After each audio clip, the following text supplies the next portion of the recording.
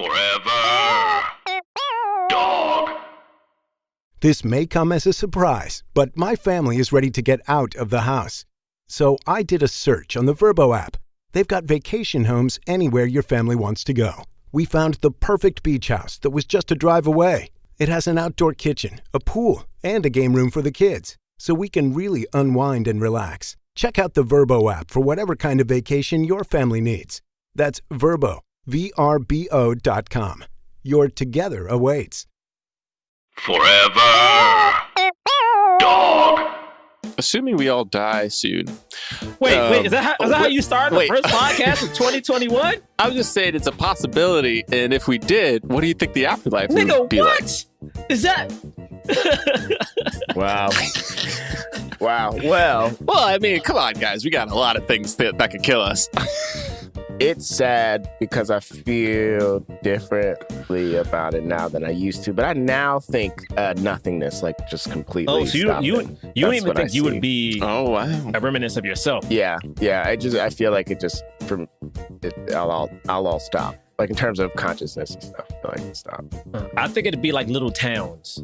Like little towns that you love. Like I feel like I like in heaven, you'll go to your town and it's like where your family is at, and then you kind of can pick your main town you want to live in. And I feel like my town, I want to be in Freaknik. I don't be in like give me Freaknik from the 90s. That's my main town, and then I can venture off because I don't want my parents to come to Freaknik town. I go visit them in family town. I think it is. I think you get to pick it. I think you get to pick. Like my base will be Freaknik town, and I get to go visit my family in family town. Yeah, but you're saying you don't want your parents to visit. They can go to whatever town they want. No. My parents stay away from Freaknik town.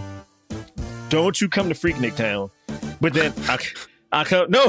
This logic is flawed. We can meet heaven has like different passes. We can meet where they want to meet, or I can just come visit them in family town. But they not coming to Freaknik town. What if they want to go to your Freaknik town to be with their baby? No. We're not Freaknicking town in the same Freaknik town, okay? I'm cool if they have their own 70s version of Freaknik town. You do that. You have your Marvin Gaye, have your Funkadelics. All right. It just feels like you're choosing the afterlife for other people, which that's not. Yeah. No, they can have theirs, James. I want Luke, okay? In my Uncle Luke town, my parents do not need to come visit me in that town, all right? Let me finish by having... And then once I go past family town... What's in your Freaknik town? My if their Freaknik town is 70s, is yours 2000s? So my Freaknik town is going to be a little mixed. First off, I hate the job making me describe this in detail. But you offered this up. You asked the question. I was answering the question. I didn't know you were going to talk about Freaknik town. It's my version.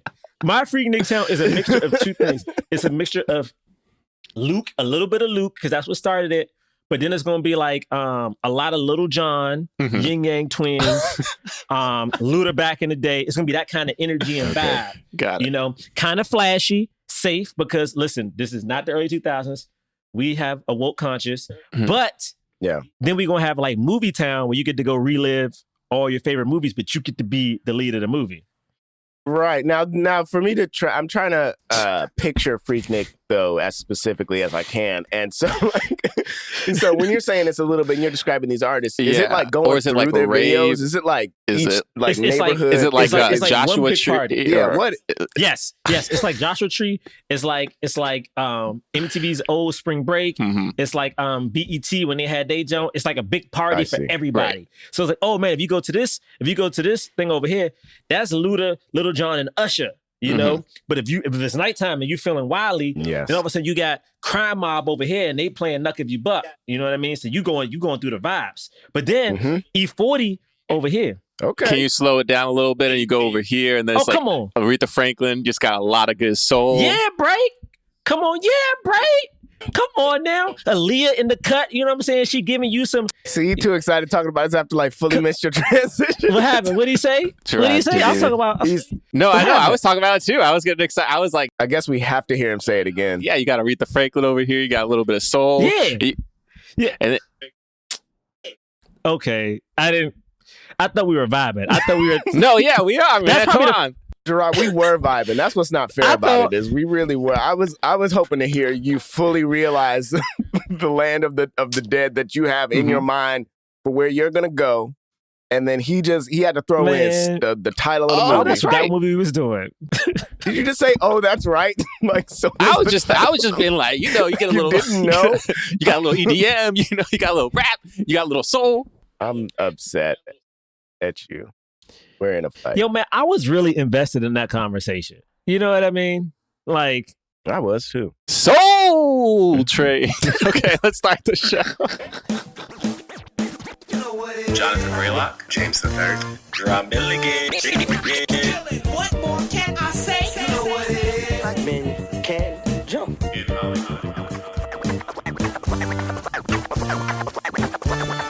Black actors, man. Black actors. All right. Welcome to Black Men Can't Jump in Hollywood. Hollywood City. Don't worry, they're fine. You can't crush a soul here. That's definitely one of my favorite lines. That's a good line. Honestly, that's a really good line. That's a really good line. That's what life on Earth is for. Yep. I literally rewound that because Tessa missed that, and I was like, nah, she need to hear that joke. No, you got to hear this. For those of you who are listening for the first time, welcome. It's been the new year, I guess. We've had an episode in it already, but it's the first time we're recording in the new year, so welcome to 2021. This incredible, really funny voice that you heard do an awesome transition to back a couple of seconds ago. This is Jonathan Braylock. Yo, why? Like, why? Why? I don't. You know what? This is 2021. I don't want to go after him no more. If you were like, man, I don't want to go after him no more. Who did that painstakingly funny transition? That was John Braylock. I don't. Wow. James, do you want to go? I don't. Okay. I refuse to keep going after when he does this stuff. Okay. Yeah. I don't want to go. Okay. You want me to go next after him?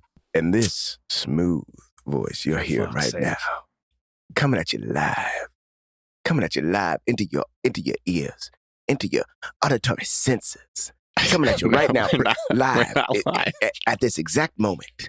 It's James the Third. What is wrong with y'all? Like why? Like why? All right, and that is. Remember when I used to do that? Remember when that was the bit I did? And it's back. 2021, maybe I do bits now. Maybe I do bits again. And the very exasperated voice you're hearing is... the already exhausted voice. This is Jerah Milligan, who's looking at these two niggas like, why y'all starting the year like this? What a great way to start the year. And what a great film to start the year on. Here, we review films of leading Black actors. We talk about them in the context of race and diversity in Hollywood. And today, we are reviewing Soul, which came out Christmas 2020. It is the newest Disney Pixar film starring Jamie Foxx and Tina Fey. Yeah. And Richard Phylicia Rashad. Sorry. Phylicia Rashad. Is it Ayoade? Oh, snap. I know, that was Graham Norton. And apparently David Diggs is in this. I didn't know that. This movie it came out on Disney Plus, so there's no box office, as there isn't in pandemics anymore. But it does have a 96% on Rotten Tomatoes, 89% audience score. So it's about a man who just got a gig of a lifetime. He feels like it's his big break. He's about to get to play in a band with a very celebrated artist, but then he immediately dies. And he goes to heaven, but he's trying to find a way back to Earth because he doesn't feel like it's his time. And then there's a new soul that he meets along the way who tries to help him out. And that new soul is trying to help him out because that new soul doesn't want to go to Earth ever. Wants to just be a floating soul in nothingness in the great before. I thought this movie was good. It made me laugh at times. It was touching. The story was something that I felt personally close to, and so I went through it watching the movie. In terms of Pixar, like I haven't seen every Pixar movie, but I like, who doesn't like Pixar movies? This one didn't pack the same kind of punch that so many of them do for me. And I thought that they could do so much more for a movie called Soul. I thought they could do so much more with the great beyond and the great before, it just felt like they didn't go into it as much as they do with a lot of these sort of new worlds that they explore. Probably because of Jerah. I'm sorry. I was like mad that he was in the cat. Like I was just mad that he was in the cat.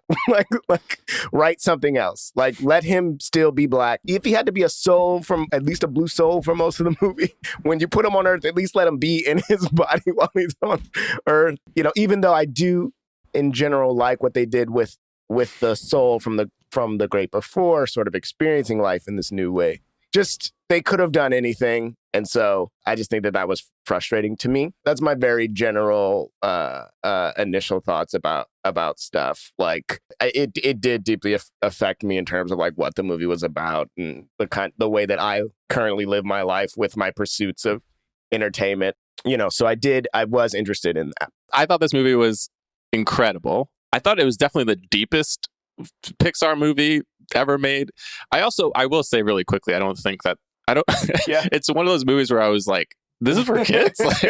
This movie is so like profoundly deep.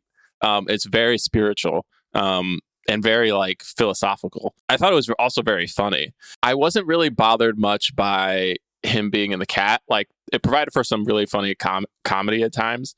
But also the movie wasn't really about race. It was what I feel like we generally look for in films, which is just like there's a black experience happening. You have the barbershop, you have his mom, you have like the beauty salon that his mom works at. You have like black cultural things that are sprinkled in throughout, but you don't have a movie that's like very concerned about race. He is just a person. Now, he's a person. We see his soul and then we see his soul trapped in the cat, but we like still hear his voice when the new soul speaks through him. And there were other it wasn't just like one black character, which was great. So you don't have this like, well, we only get like, this is what the black experience is because it's living through one person. Like, yes, in terms of how it's with the Princess and the Frog, it makes for this like awkward thing, but that's more to do with just, again, the scarcity of black animated characters, which is a problem that's much bigger than Soul. And then also what Disney did with the Princess and the Frog, which was like, I think we've talked on that. We've had that episode. Go back and listen to it if you haven't heard it.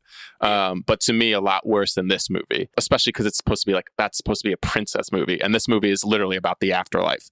But I'm excited to talk about some of the like deeper things in it when we get to it. But yeah, that was that. But I really like this movie. For me, I think this movie was probably the most conflicted I've ever felt watching a movie. I watched this with Rachel and her brother on Christmas morning because we're going to watch Soul in the morning, watch Wonder Woman at night for dinner. So I was hyped to watch Soul. You didn't have a good day. It was a rough day for movies. We took a big L on Christmas when it came to movies. But my thing about this, though, is as I agree, I think there's a profound story in Soul. Like, I love talking about death and the afterlife. I love talking about the reason for meaning. Like, being an artist, I think this movie hits so many things. I think the racial component is very tough for me. But even taking it out, I think I still have a problem with it because I don't think our lead learned the lessons himself. I think his agency was taken away. He didn't learn the lessons. He learned the lessons from watching someone else live in his body, which is a thing that that is a thing that bothered me, where instead of like a lot of these movies, when someone goes on a self-discovery, there's somebody added to help him. If I'm watching Up, if I'm watching Coco, if I'm watching these movies. Also, I just really wanted this movie to be the Black Coco. I just want, so this is just my side note. I just really want a Pixar Disney movie to like highlight some type of Black culture and like in a fun way where we get to learn a little bit of something. I know this movie wasn't it. We found that out like in the trailer, he dies immediately. This black dude is in his black body for probably less than 20 minutes of this whole movie, which is, again, taking race out of it, because I don't want to hit on that the whole time. I do just wish he had agency. Like, I wish, like, maybe instead of him having to help 22, 22 was helping him. Hey, man, like, in some way where it felt like, even if it wasn't a white woman's voice in that body, and they commented on it earlier in the movie, which was like, oh, this is the voice that annoys people the most. That bothered me a little bit. But aside from that, I think I think there was a lot of beauty in this movie. I was just conflicted on like how it played out. Like, I think this is probably the first Pixar movie where like I almost wish it wasn't a black person in it, so I could not even have to worry about it. And just comments on the character and 22, because I had a really big problem with the character of 22, but with the blackness of it, it just made it really difficult. How they treat the Daveed Diggs character is just racially.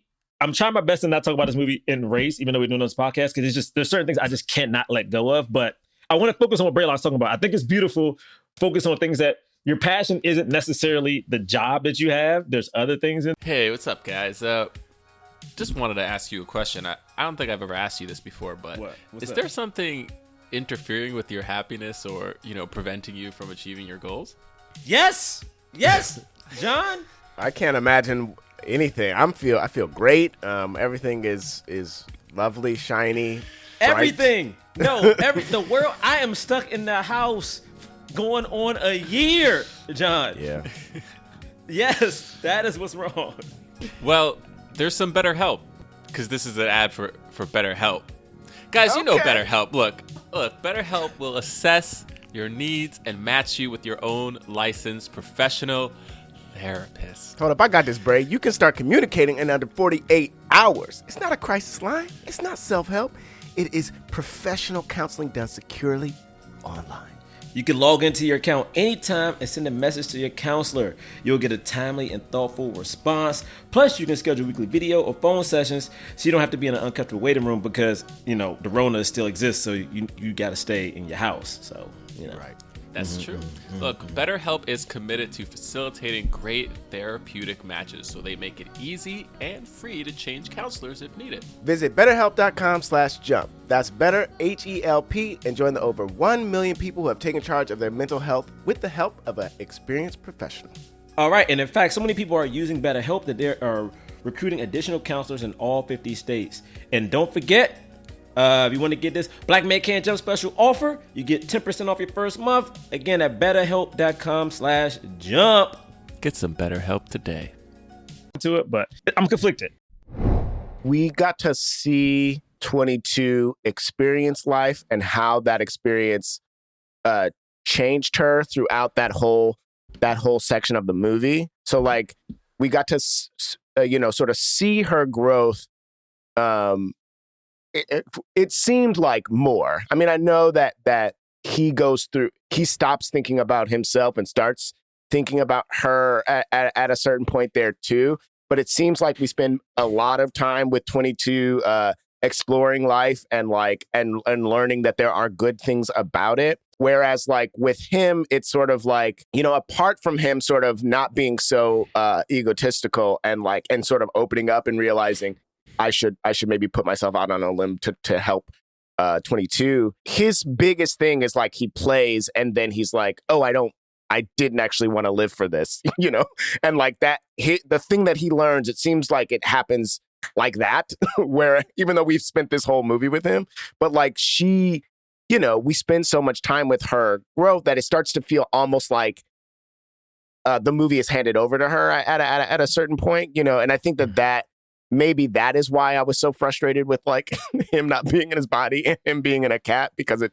did feel like we were there is a point where we like hand over the movie to her. And I don't know if that's bad. I don't know if that's me, if that is me thinking too much about like, but isn't this his story? Or even I want him to be doing more changing and growth throughout, I don't know if that's bad. That's just what my memory of watching it was like. For me, I think like take a movie like Finding Nemo. You can debate, I guess, who that story is about, but it's like the story is about the father, right? Mm-hmm. Essentially, because he's the one who's going out on the journey to find his son. and he has all these experiences happen to him. And the reality is he's changing throughout the movie, but he doesn't know it. It doesn't dawn on him until the very end where he realizes, oh, wait, I did all these different things, and life isn't as I don't have to hold life so preciously like I was doing before. Dory's like having all these different changes throughout the movie. It's similar structure. I agree with you. Like, I think what you're explaining for Finding Nemo is what I really wanted this movie to be like. Dory is there and she is changing, but she's there to assist the dad. And at the end of the day, the dad gets into trouble. He has to help get Dory at one point. Like, he almost gets, like, he actively is the one driving the seat in his own adventure. Whereas, like, for a majority, like 45 minutes, I think, or so of the movie, Joe is not actively driving his own body. As a matter of fact, he's a passenger looking at someone else drive it. So I agree with you. I just think I wanted this to be more of exactly what you're talking about. Like, I wanted him to be in the mix and figure it out. Yeah, and it's also because, like, what was happening to his body was also affecting his life because someone was living his body. Like, he loses the gig and then he gets the gig back, and it's all because it's like him forcing literally his body, 22 in his body, to behave differently. Right. And I think that just adds to this complicated. I do think I would need to watch it again, especially after we have this conversation. But, like, there's something about that like felt like it felt like he was going through experiences, but also vicariously going through experiences. Like him as a cat and then 22 in his body. Weirdly. Yeah. Let's go through it scene by scene. It'll be easier that way, I think. Because the first like 10, 15 minutes is just us experiencing Joe's life. He's a middle school like band teacher, which is a really fun. I mean, we never really get to see such a kind of like a common job, I feel like, on display in the way that we do here. That felt really nice. It was just like nice that, like, oh, we're like just like in a school, like, and like here's this teacher who like cares about music, but he's also like teaching, like half of, if not the majority of the kids, like don't really care. Like they just have to do, like, they have to be in band, like they have to take so a class of the hard. instrument. That was something that I identified with sort of right away, of like, he is so passionate about music, like loves it deeply, experiences what do they call it when you lose yourself in it? Or in the zone. When he's in the zone, when you're in the zone of like, when you're in the zone, you are literally taken to another plane of existence. In the zone. But then he also has to deal with. Well, we don't see it at first, but we just see him we just see him in it lose himself. But then he has to deal with these kids who do not care about it at all. Except for the one. Except for the one. And it means so much. But the one cares about it, but she's embarrassed because all the other kids are looking at her, making fun of her, that she cares so much about something. And so she's like, I don't care, which also is so real. And like, it's like such a sad human thing, but it's so true. It's like, you excel at something, but instead of people like being like, wow, this is amazing, whatever, people are like, oh, you're so weird, you like this so much. And you're like, no. I think I wanted more of this because, like, this is the first time we got to see somebody with a mundane job. It was like we get to see him with the kids. At one point, I was like, this smart kid is going to come back, and he's going to have to like help her, and like literally in my mind, I was like, she's going to want to quit because people keep making fun of her. But through his love of music, he's going to get her to like not give up, and like then he's going to know I'm not just about music. I'm about teaching and being there, which I think later on when we get to it infuriated me even more.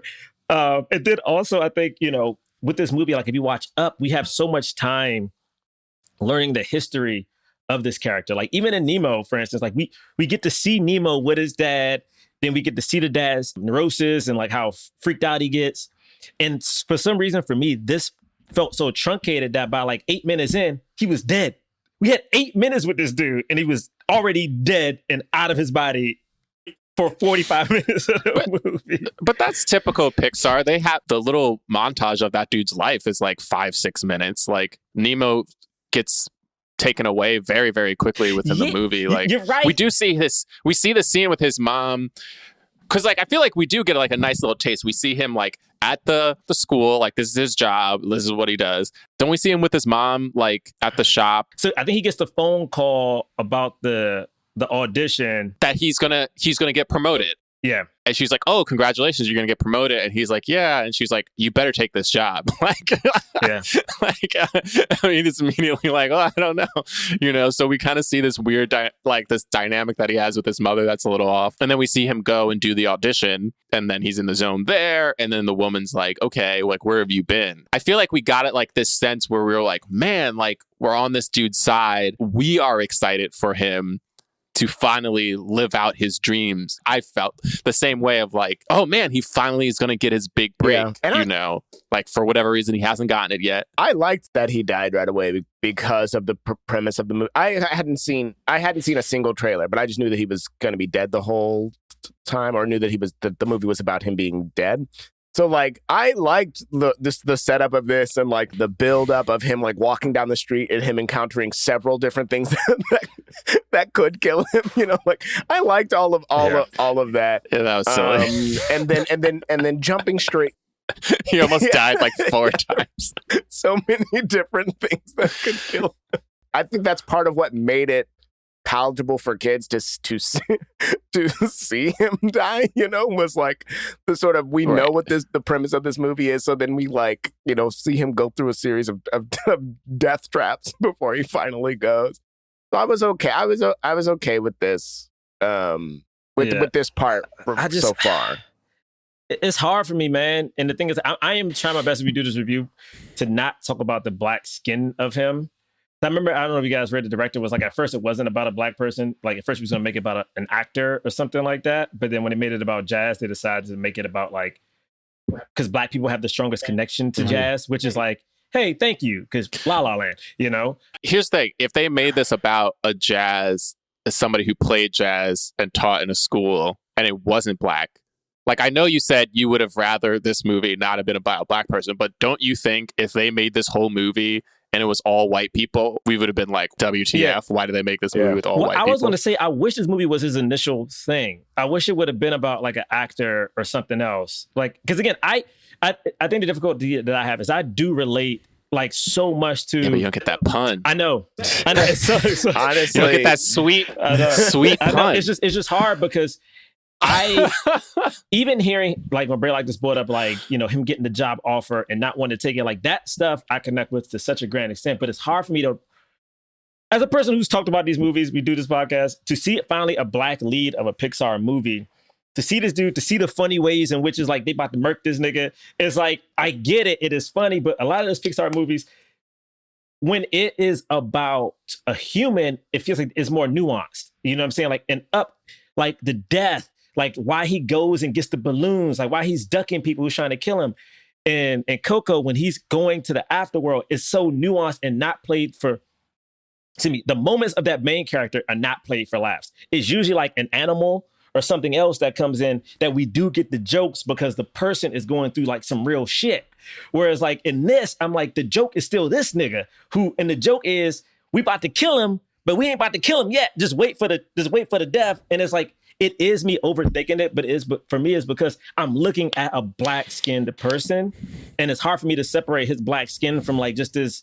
He's not a cat yet. Like he's like in Coco, he's not the dumb dog yet. Like in Nemo, he's not the silly fish like Dory who can't see and remember shit right yet. Like in Up, he's not the other dog yet. You know what I mean? It's just I'm thinking too much. Yeah. I know I'm saying that, but it's hard. You wanted the death to be dealt with more gravitas, like for us to really feel like, oh no, he just died. Like that's a tragic thing. But in the beginning of Coco, we do see who we think is the dad die by being crushed by a bell at the beginning. That's true. That is He's funny. Like singing "Remember Me," and then a big ass bell just falls down. And that is funny. My point is like when the boy, right? Is that he's not the lead character? Is treated like when he goes, like it is very serious that like nigga, you are in the land of the dead. You will get stuck. He's also not dead. There's also that element of it too. And when they attempt to kill him at the end, it is a big deal. My thing is like when it comes to the main character too, like kind of what Braylock was just saying is I didn't want his death to be for laughs. I wanted to be like, oh shit, this nigga just died. You know, and the converse is in Up when the wife dies, it is very serious, and it's like not played for laughs. It's like, oh fuck, it's lost played this for sadness. Yeah. Right, it's played for sadness. It's played for tears. I'm writing something right now where somebody dies at the beginning of it, and every time people read the premise, they're like, the death has to be because the premise is dark. Like we're following him dead throughout it. They're like, it needs to be light or otherwise people are going to be miserable the whole time. There are TV shows like that. Kristen Bell's death in The Good Place is utterly ridiculous. But you're right. You are right that like there was no moment with him in the beginning that was played for tears or whatever, which Pixar does tend to do, you know? Like, I think we are supposed to be, we're really sad when like Nemo's mom dies, you know, and like all of the babies, and we're like really sad and Up, you know, like there are a lot of like Pixar things where they start the movie with like a super serious, sad thing happen. And this is his death, and his death in this is like, is funny. Here's what I kind of think about it. 'Cause when he died, he like he didn't even know he was dead. 'Cause it was like such a sudden and like, It does feel it feels like what it is and what it can be sometimes, which is like, how are they dead? Like it's so shocking. You know what I mean? Like it's like, no, it's not. I'm not supposed to be dead yet, even though truly any of us can die, like at any moment, which is like like if we really like think about it, it's like it paralyzes some people, you know. And I think with the pandemic, you have that happening more and more. There is this kind of like thought that like we're gonna live until X amount of years, so if I like die before then like I was robbed of my life, and like so that's the feeling he gets immediately, which is like I'm not going to the great beyond, like I'm not supposed to be dead, even though yes you died, like what do you mean? You know. there is no supposed to be, but it does feel like that, which kind of feels that way with him, like, you know, but I do get your point. It is silly. It's hard. And again, I guess, you know what it is? I guess I don't even mind the jokes. I think my biggest problem with the movie is actually 22 and his connection to her. Because I almost wish he was the person who wasn't getting the most out of life and like didn't even see the necessity, and someone had to help guide him and be like, no, it just felt weird that it felt like the movie became about helping this person, and instead of, I know he's supposed to learn the lesson along the way. Well, it was always about helping him. It was never about helping 22. It was always like 22 is supposed to help him. It's just that 22, because 22 is like living life for the first time, they were having way bigger experiences and way bigger reactions and stuff. And so like what was interesting about the movie was what was happening with 22. Whereas like Joe was just trying to like, okay, this big mistake happened. We switched bodies. You weren't even supposed to be here, I guess. But like, so there was this big mistake that happened. And what we need to happen is we have a certain amount of time before we can do the transfer, which was, you know, arbitrary. But like that dude was just like, it can only happen at 6:30. You're like, what? I don't know why, but okay. And so he was like, all I need to do is make you, like, get you freshened up, like, to get you a clean cut, let's get you a suit. We got to prepare for this. Then we'll do the switch, and then boom, bada bing. So, like, he was just trying to get things done logistically, which is kind of boring. And then, you know, 22's like off having adventures. But I do still feel like it's similar to Finding Dory, because, like, the dad is the boring one in the whole movie, where he, you know, he's just like, no, don't do that, or don't do this, whatever. Yeah, you're right. It's the nature of those roles. Here's a question I really wanted to ask you, though, and other people who are also bothered by 22, because I think a lot of people are. And if it wasn't Tina Fey, like if it was a black woman who was cast as 22, like, would it feel different?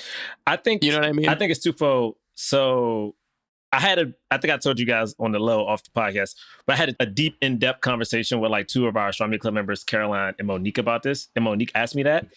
I think it would be better, but my big issue outside of the racial thing with Tina Fey is that it is 22 as a whole. I think my problem is that the character of 22 takes away the agency of Joe, just period.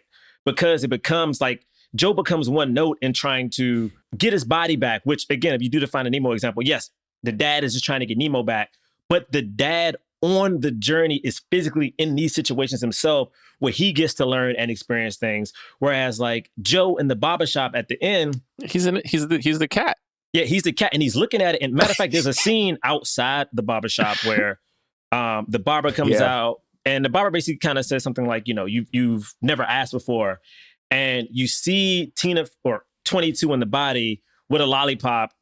And we see Joe now see, I never did that before, but he didn't learn it from doing it. He learned it from watching someone else do it. And then 22 licks the lollipop and skips on off. And I was like, what the hell? And that happens. So the mother situation too is like Joe never gets to do the actual thing that he's trying to learn. He just gets to watch 22 do it. His mom, the barbershop. Literally at one point, 22 becomes so good with his body, she runs and is like, I don't want to get his back. I don't. Well, wait, but with the mom though, Joe does actually. He's the one who says all the. It's not. He's not in the body, but he's saying as the cat. He's telling 22 exactly what to say. So it is him having that conversation. I like the way they did that scene. That actually, I thought that scene was really nice. But even just thinking about that scene before of like, say they both get down on Earth, and the problem is that 22 is in a cat and shouldn't be down on Earth, and he made a promise to her, and he needs to figure out how to get her back and also do his job, and he's acting all erratic and crazy because he has a freaking talking cat with him that he has, you know, and like say he goes to the barbershop to try to get his hair cut and he's talking about jazz nonstop, and 22 as the cat is like bored, like, you talk about jazz all the time, can you ask him something? And he's like, what? He likes jazz, just try it, ask him something. And then he asks him, and then the scene carries out the same way that it did. But then afterwards, he's like, wow, I never knew any of that. You never asked me. And then he still learns it as himself. Like, that's it. That's interesting to me. And I don't, and again, it might also be because I'm thinking about it too much. I've been telling myself that I'm probably thinking about it too much a lot, just like Jerah has been saying. Right. But like, I don't know. I would have found that scene just as interesting and probably would have had as much comedy in it. Here's what I like in it too. And I think this is what they were going for. We are with like our friends and they have 2 kids, right? And they're like 4 or 5 and 2 or 2.5 or around there, right? So they're like little kids. And there's when you're like with little kids and they're like discovering things for the first time and they're like living life, you like see yourself in them because you're like, oh wow, like of course, like just like falling down, like the sensation of falling down, like is fun. Like I don't stop to think about how just the sensation of falling down is fun, or like just eating ice cream is like truly the best thing that happened to me today. Like I was able to like eat some vanilla ice cream and that was the highlight of my day, and I'm going to talk about it for a week.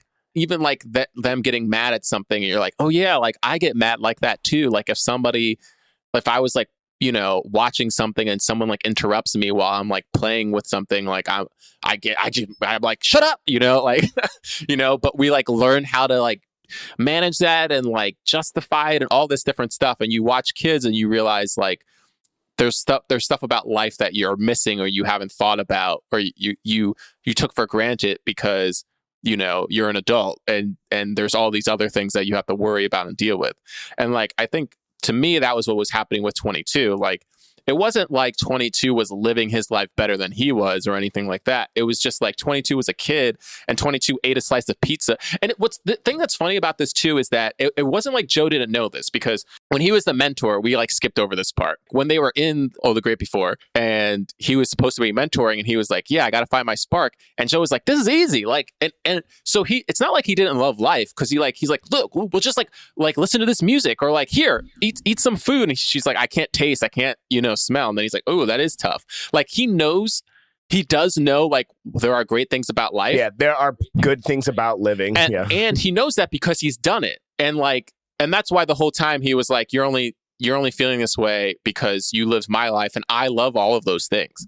But then what he later on, there's this realization of like, wait, all that stuff is like worth something. Like I'm out here thinking my purpose is just to achieve this one goal. But even if I never achieved that goal, my life was still worth living. Because the reason he wanted to get back to Earth was because he kept saying like, I haven't finished my purpose yet, or like my life has been a waste. I think he like literally says like, if I die, he tells his mom, I know if I died today, my life would have been a waste. And then the realization that he gets at the end is like, no, that's not true. Like, even if you died today, you lived a great life. Like you lived a life worth living, because here are all these other small things that 22 is enjoying that you also enjoy. Like, here's the thing about it that's funny, like, because I want it to be more nuanced, but I actually think this is like super nuanced, but in a way that is difficult because it's hard to like actually figure out what's happening, because there's so many layers of it, because nobody's like, it's not black and white. Like, it's not like 22 was right and Joe was wrong.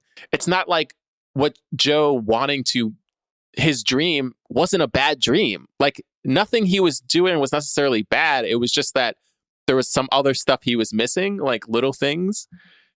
That's why when I started this, I was like, this movie was so deep, because I was watching it going like, man, like, wow, I guess I could learn that lesson, or I should learn that lesson. Because there was a part of me that at a certain point, I thought the movie was trying to say like Joe's dream was bad, or like he shouldn't have been so focused on like wanting to get this thing. And I was like, why? But then I realized I don't think that's what the movie's saying, but I don't know. There's a lot of stuff in there.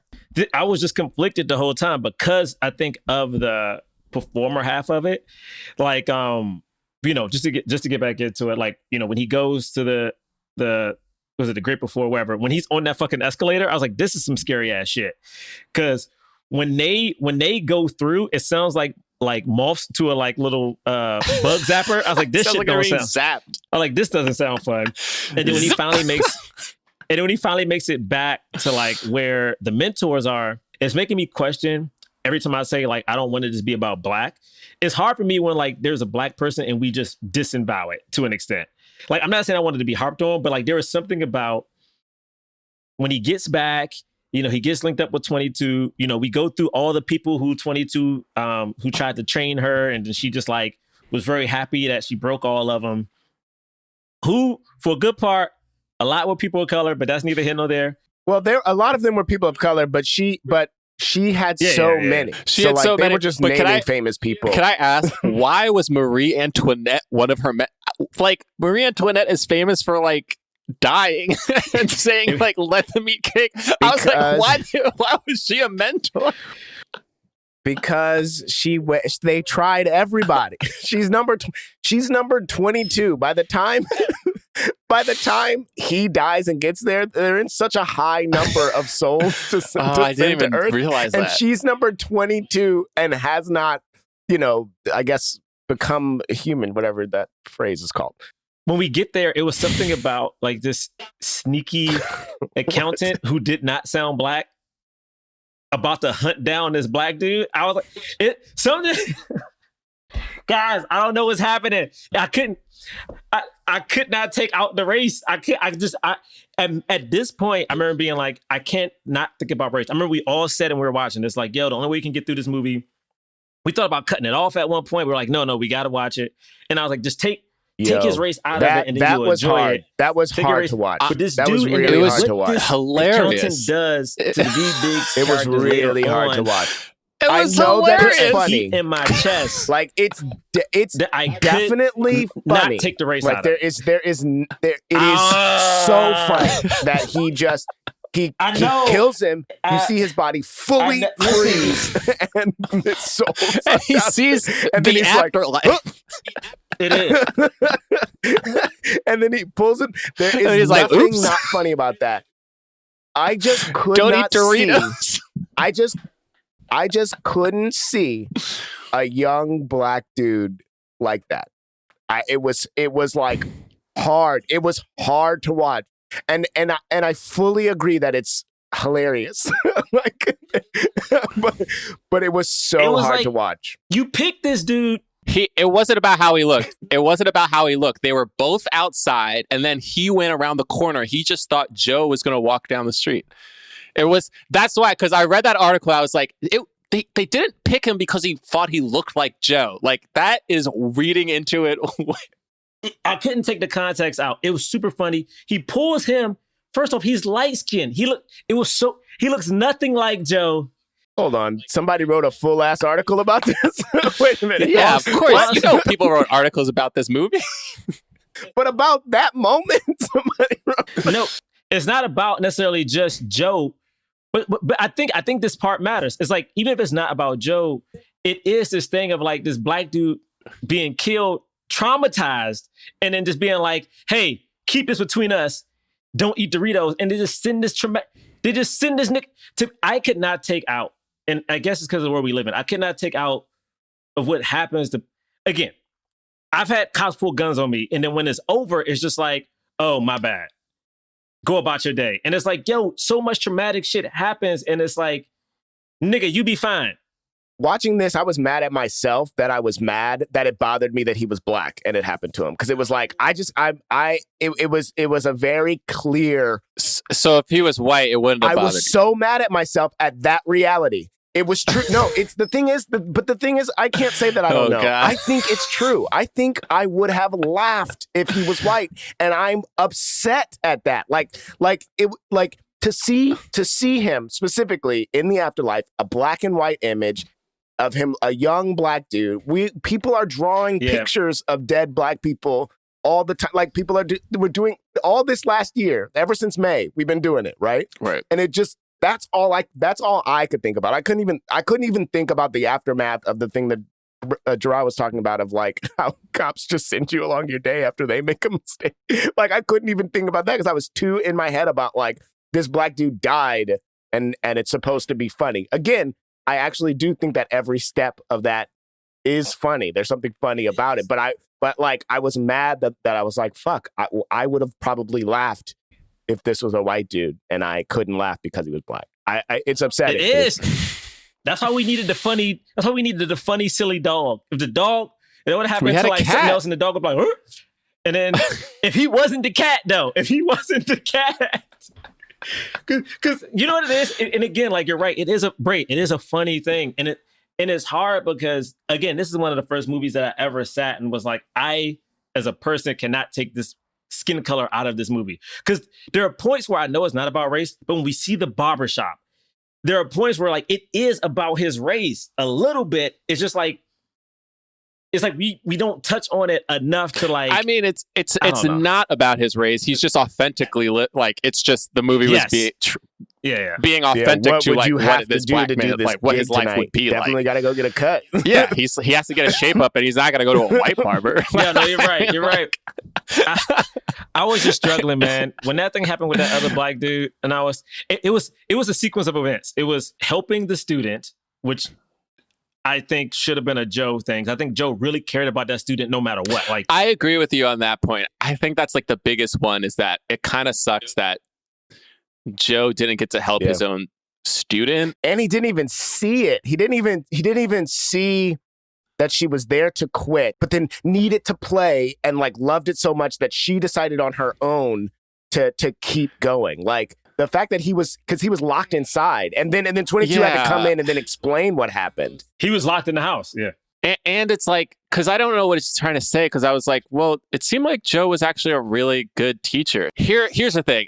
Actually, what was happening was it was a learning moment for 22.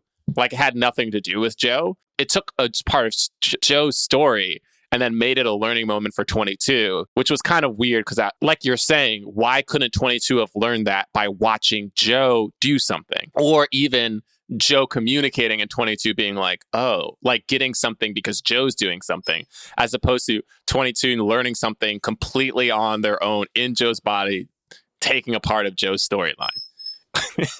It was just a sequence. It was like that. Then the barbershop and telling the story, and then like her like licking the life and being like, huh? Like I was like, that shit irked the hell out of me. Like that part, literally, I was like, ah! Because he never asked the guy about himself before. And the thing is, like, because you already saw Joe being like, damn. But then when 22, like, real, she teases him about it and like legit skips down the street. I replayed every conversation I ever had after this scene. Yeah, but see, that's like, shit. Exactly. I felt the same way, and I was also like, see, this is that child thing of like a child does something and it's like, but why would you do that? And you're like, oh, damn it. No. Damn it. This stupid little child just taught me a lesson. You are right. And you know what, Bray? I think not even if it would have been like just a black woman, it would have just been a kid. But I think I couldn't take. Yeah, like if it was a little black girl. I couldn't take that it was Tina Fey. And the thing is, we didn't hear his voice when she's like in the barbershop. You hear her talking, not her voice. Yeah, his voice and her body. Which there was no consistency to. Oh, they did it a couple of times? No, I think you're right. I think sometimes we heard his voice when she was talking, but that time I think we heard Tina Fey's voice. Yeah. And also it's like Tina Fey, so it's hard. And I was like, because Tina Fey got the blackface episodes and shit that we be trying to expunge, and it was just like,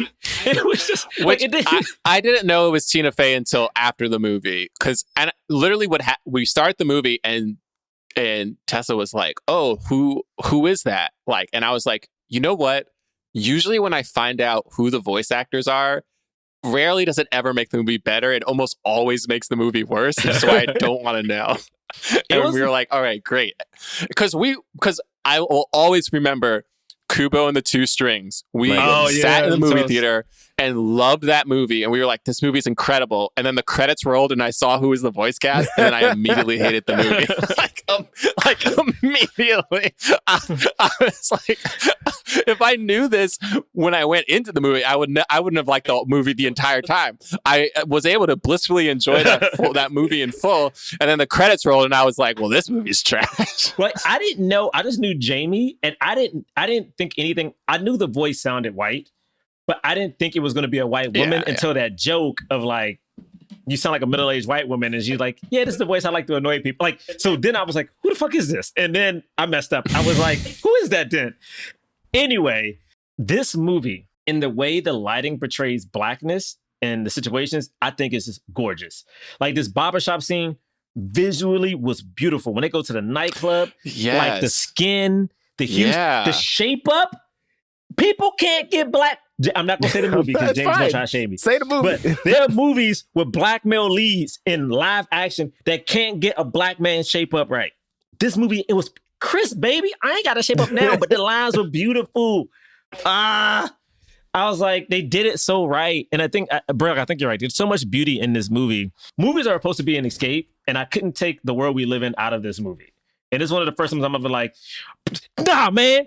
You got this white woman and this black dude body. Yeah. She don't want to give it back. She learning lessons. Like, then at the end, it's like, he about to give up his life for her. Why? Literally, at one point, I was like, don't you dare go back. Don't you dare go back. And when he goes back to try to save her, and I'm like, nigga, if you give up your life for this white lady, I'm going to lose my shit. I was like, I couldn't. Okay, but she wasn't. See, that's the problem because she wasn't a white lady. Yeah. She wasn't white. She was just a soul. She could have been anything. Not him. Like for her to be running around, just running around in his body, that would be horrible. That would have been horrible if he would have left her. I know. When I was reading that article, I was like, all right. I was like, guys, it's not a white woman. Like, that's the voice casting, but 22 is just a soul. And like, there is no race. Like, everything you're saying, I totally get. And it's one of these things that it's so hard because we're so traumatized by like actual race, like the reality of the world, like, and racism and like all this stuff that's really happening in real life, that it's hard for us to watch a movie with like blue souls and hear a voice and be like, oh, that soul is white and that soul is black. You're right. You know? And like apply all of our earth, like all of the earth stuff to whatever, like this like spiritual realm, you know, where the spirits aren't dealing with race because, I mean, we don't really learn that much about, like, I guess to James's point, we like don't really learn that much about, like, is there a God? Like, who's like, why are, like, is there a reason for all of this that's happening? We just learn like little bit of logisticals of like, there are new souls that are created, they get mentored, they find their spark, and then they get dropped down onto Earth, and then when you die, you go into the great beyond. And like, that's kind of it. Mm-hmm. Like, and then there's the zone. There's the zone, and then the lost souls that end up in the zone, which I thought that was cool. I thought the lost souls thing was cool. That was the thing of like, you can be a lost soul. Like, I loved how they all were like repeating something, like, and then she became a lost soul because she was like, her repetition was like, I'm not worthy or something like that. Like, I'm not worth it. I'm not worthy. And then, but they were also like, you can get lost by like just being lost in your job. And like, you're so focused on, one thing that you become lost as well. And I don't know. There was something about that I was like, man, this is like, if the movie truly felt like a sermon, and she does, they're being like, I was like, yeah, that's right. I got when he goes to her and sees what she's repeating, and then she starts manifesting the different people that have told her that she's not good enough. This was very effective to me, I thought, when she then mirrors what he said to her back to him as like a giant version of his face. Like that was great. And I think like a moment like Finding Nemo, which you keep bringing up, Bray, of him. That's a great moment of him recognizing what he's been doing wrong all of this time, and how his behavior has affected her. I did think that was really cool. You just made me think about, and what Jerah's been saying, it really would have made the movie a lot stronger if 22 was like if the voice cast was a black woman. We wouldn't have known because it wouldn't have been, we would have known like in reality, but like the race wouldn't have been anything.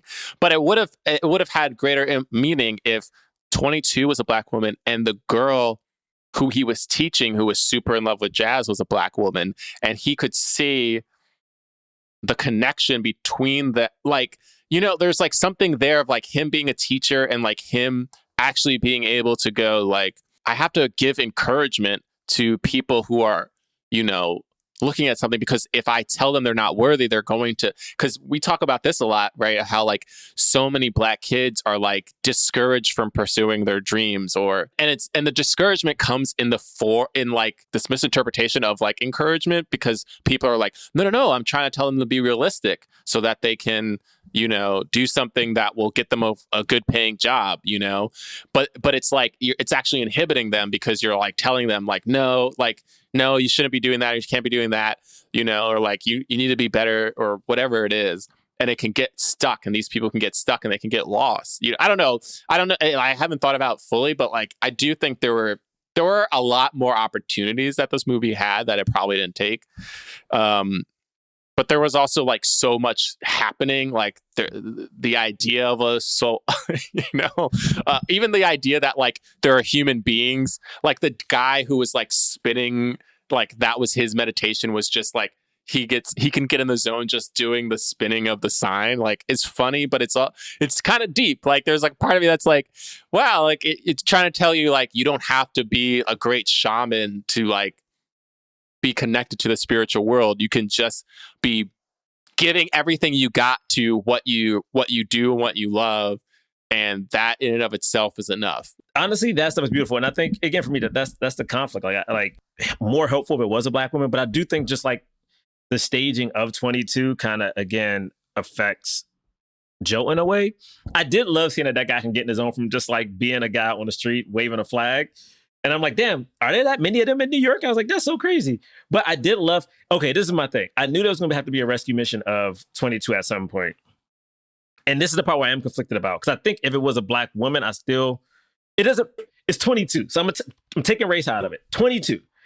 It was something about this dude, I guess, finally understanding his spark in life, right? Finally getting it from whatever reason, whether it was watching 22 or however he gets there. And then realizing, oh, the spark may be helping people, or that's what I'm assuming it is. And he goes back to try to help 22 and is now ready to sacrifice his life so 22 can live.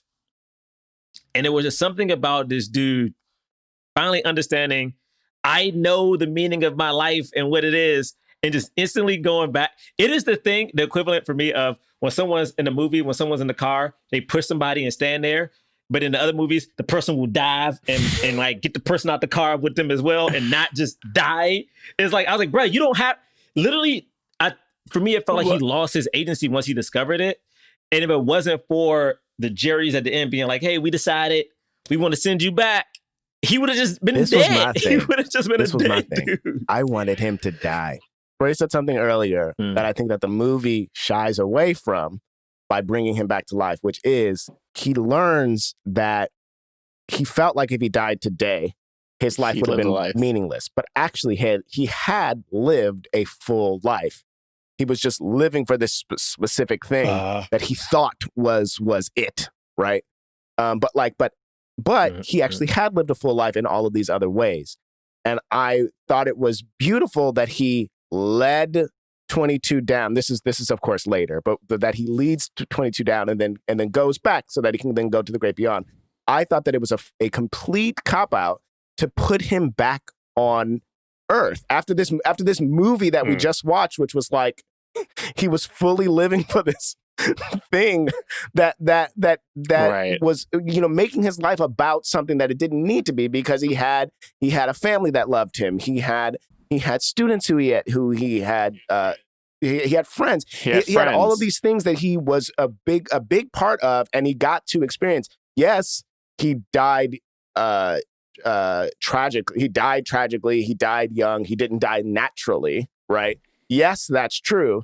But to put him back on Earth I thought that was a cop out, and it would have been better. And I think kids would have been ready for him letting 22 go and then him dying. You know, I just think that kids would have been ready for that.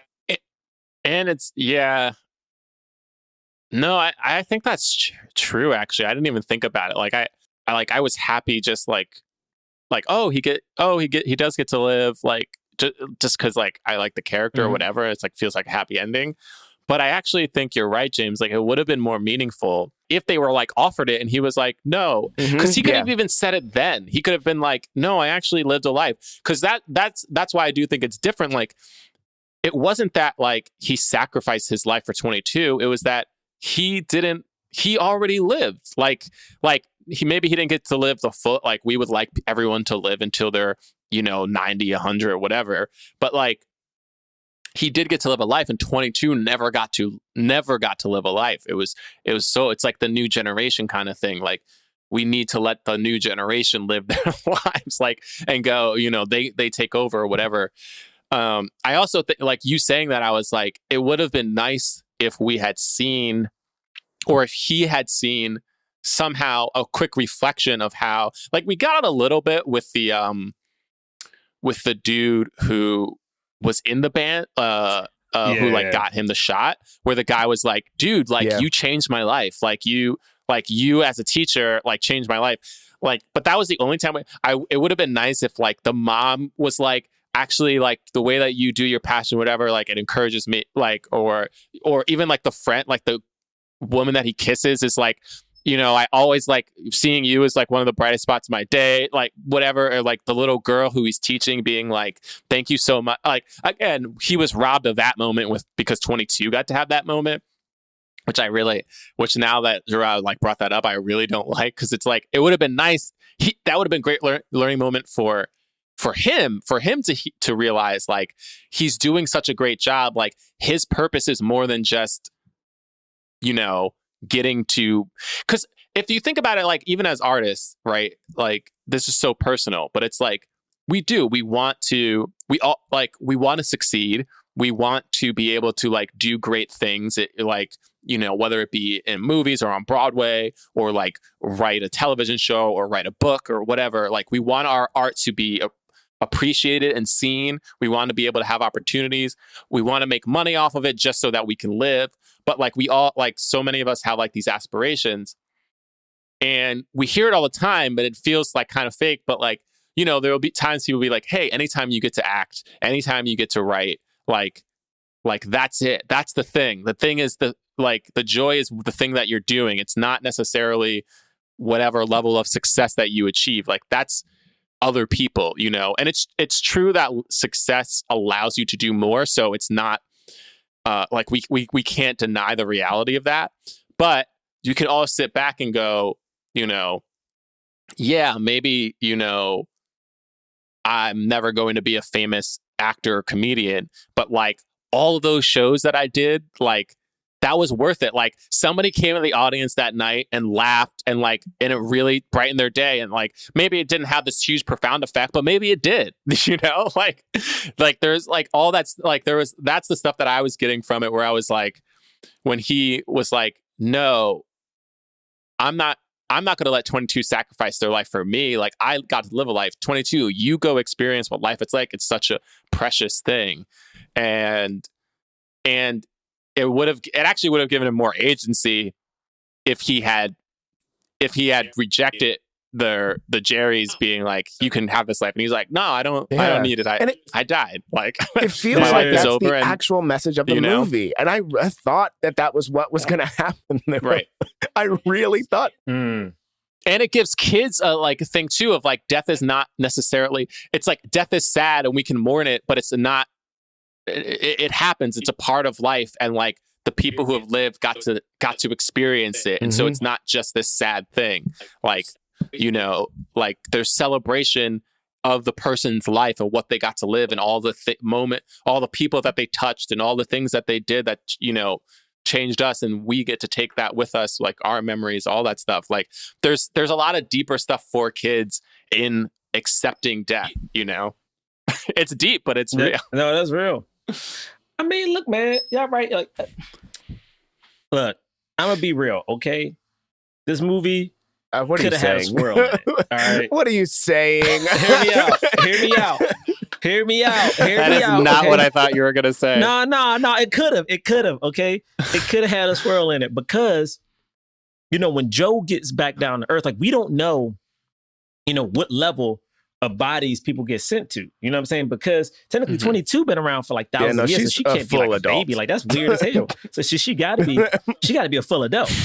So, you know what I mean? And she know where he lives. So there would have been something being like, oh, Joe walked out this door like happy tomorrow, and then it would have been just 22 sitting over that joint. Like, what I'm saying? On the like she'd been walking up, like clearly looking for him, and they make eye contact, and they both go like, they smile, and then the cameras cut off. You know what I'm saying? Because it's a Pixar movie, God, so you can't go too far. But it's like love has went beyond. You only of, get away with life. this because 22's been around. She's the 22nd soul, so she's been around for. You only get away with this because she's been around for centuries. I'm just saying it could literally, like, if they've had a moment. They've had a whole life together. If 22 would have just been sitting there with the cat. Oh, she's that woman. Okay. Hey, a cute little wave. No. I'm not saying she has to be that woman, but didn't the cat run away from that lady at the end? She or found did the her. woman? Yeah. Oh.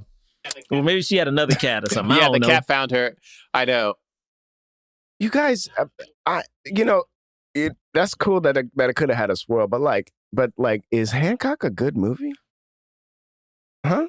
I thought you stopped doing that. What are we doing? Is Hancock a good movie? Why did you bring this into 2021? There's so many other movies. Why did you bring this into the new? This isn't a decade, man. Wow, I'm not doing a bit. You could have said this Green Book a good movie. I just want to know a question. Because, is it good? Is it? No, James, you said this for years now. Is it good? It's been years that we said that movie's bad. I'm disappointed. All right, that was it. I just did it because I John, said that on this episode. Stop this. Maybe I'll do bits now. So I just did all of my old bits. That's it for the year. I'm going to go back to no bits on the next episode. So, It's time for the cause. We rate and review films not based on how much we liked it, but whether or not it helped the cause of more leading black actors in Hollywood. If it fully helped the cause, we give it a black fist. Ooh. If it somewhat helps the cause, we give it a white palm. And if it doesn't help the cause at all, we don't give it anything. Wah, wah. So, On the count of 3, we're going to raise our ratings for this movie, Soul. 3, 2, 1. Two fists and a palm. Damn it. This is how you damn feel it? about it. It's all right. I was conflicted. You know what you were doing? I was hoping somebody else did. This is what I gotta too. say. I have to say this, Dubbin. We didn't talk about it, but Kemp Powers is the first African American co-director in Pixar history. This is the same dude who wrote One Night in Miami. He is having a great year, and all the black voice talent aside, I just want to talk about him. That's an amazing accomplishment. He also apparently wrote for Star Trek Discovery. And this is my introduction to him, though. I haven't seen any of that stuff. The reason I gave it a palm, just to get the palm out the way, is I 100% agree with both of you guys. John, I do think this movie's deep. I think it's beautiful. I think visually speaking, it is great. But story-wise, I do have a problem with the character of 22. I have even more so the problem with that character knowing that it's a white person. Even Mr. Powers being a part of the movie, I read the interviews of him talking about his involvement. A lot of the movie was done before he came in. And something even about that bothers me, whereas the main director is still listed, and then you will see some places will have added Mr. Powers up. But if you go on Wikipedia, he's one of 3 writers. And then are those writers also the directors as well? No, it's only one director. Just one director. So it's 2 directors and 3 writers. Inside Out, yeah. And what it feels like... He's credited with the story, too, though. How? So basically, the director came up with the story. So the thing that it feels weird, I'm very happy he's involved, but it feels weird. The director came up with... the white dude came up with the story. It was supposed to be about actors or somebody else. They made it about jazz. They started making the movie. They made the movie about they changed it to be about a black person. It was not a black person, but because it was jazz, black people's connection to jazz made it about jazz, which 100% respect. They started making this movie, realized there was a lot of nuances they didn't understand. And they hired Mr. Powers, who is a black man who's done these things. And I love that they did that. But it almost feels like twofold. It's you made this movie, it felt like you got put in a hole and you needed somebody black to help you get out. But also it could be the more glass half full is that's probably true. But glass half full, it could be you made this movie and you wanted to make sure it had authenticity that you did not relate to. So I'm going with that. I'm going with we hired this black dude to help because we wanted to make it authentic. Yeah. I would rather people correct mistakes with the right actions than never owning up to it and not doing anything. You know what I mean? Yeah. It's we can both go, okay, they didn't think about having a black person until there was black people in it, and they're like, oh, I guess we need a black person because that's what the times are telling us. And it's it's sad that it has to be that way, but at least they knew enough to go, we should have, if we're going to do this, we need to have a black person. So it's it is that incremental progress that Obama always talks about. Yeah, I mean, again, I'm happy he was there. So for me, it's no reason I gave it a palm is because I personally couldn't take out the racial component of it, but also because they purposely made it black and they wanted to make it authentic, like Braylock said. I think that's a better way to put it. Make it authentic and have this person have kind of certain black experiences. I do think if you're going to do that, then you also need to be aware of having a white woman as that voice because you are aware that this black person needs to go to a black barbershop, jazz is a part of black culture. So you're aware of certain aspects of black culture, but either ignore or didn't know. I know the director said he didn't know about the trope of black people being turned into things in these animated movies. He didn't know. I'm conflicted. So I gave it a palm for the conflictedness I feel for the movie. But it's, please watch it. It's a black Phylicia Rashad. Anyway, we have so many black actors in this cast, which is nice, and it's just good for kids to see. Honestly, just it feels small, but it's just always good for kids to just have more and more representation put in front of them at a young age, where it's normalized and not tokenized, and see black people just being people. And yes, half of this movie is with souls and his voice is in a cat or whatever, but also some of that stuff is so deep that kids aren't thinking about it on that level. They're still seeing a black person, a black body. They're seeing, you know what I mean? So there's stuff about that's just nice. And it's nice to have a black man at the center of such a really nice, deep, spiritual conversation that isn't just about race. Or, I mean, in this case, isn't really about race at all. But I don't know. There's something nice to that of like, we can be in movies that have deeper meaning that doesn't have to be only about race relations in America, you know, or the world at large. That's why I gave it a fist. Yeah. Thank you guys so much for listening. You can follow us at Black Men Podcast on Twitter and Instagram. BlackmenPodcast.com is our website where you'll find links to merchandise. We got t-shirts and pillows and iPhone cases and things like that. We also have a defunct Patreon that you could throw $5 at, listen to all of the episodes. It's about a year's worth of episodes on there. And then when it's over, when you're finished, you know, come listen to you this. can unsubscribe. That's cool. Or you could just like give us $1. You know, you won't listen to the episodes, but you're like, hey, I just want to feel like I'm supporting Black artists. Hey, we're Black artists. So why not? If you rate and review us on iTunes, give us 5 stars. We'll read your review on the air. Wait, you guys didn't read this one that says this is too long. You probably won't read this, but I'm gonna say it anyways. I don't think we read it. All right, it's very long. Here we go. This is Johnny Dragon 88. You thought we weren't gonna read it, but we will. Not a lot of podcasts like this, I must say. As a brother who can't relate to much of this, I feel like I'm learning things. What, a brother? Okay, anyway. Many things about the greater world around me and within all of us in the race. Like the more afraid of a black cop than a white cop, or the only black person in the theater while watching a black movie, or the classic relating blank to how it affects your careers as actors. Usually it's John as the logic, James is the comic relief, and Jerah is the heart and passion.